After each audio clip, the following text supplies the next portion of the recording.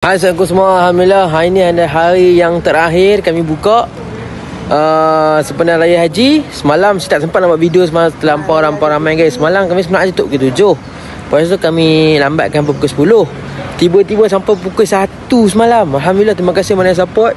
So hari ni kami buka macam biasa, start pukul 11. Hari ni pun ada orang masuk pukul 10. Buat lampu-lampu pun ada yang dah terbakar dah sebab lama sangat buka lampu. So jumpa anda hari ni dekat mana? Dekat Pertamkas Kepala Batas, kat Nasi Kandar Ahli Shaw, dengan dekat depan Ruby, sebelah Anjung Sate. Kami kat sini.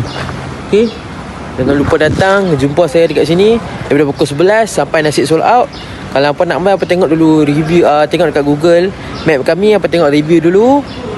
Kalau kami update, saya update pukul 7 tu, pukul 7 lah kami tutup. Kalau saya update pukul 10 lah kami tutup. Okay, jangan lupa datang di restoran Nasi Berani Pulau Pinang. Ingat nasi berani, ingat kambing kari. Bye bye, assalamualaikum.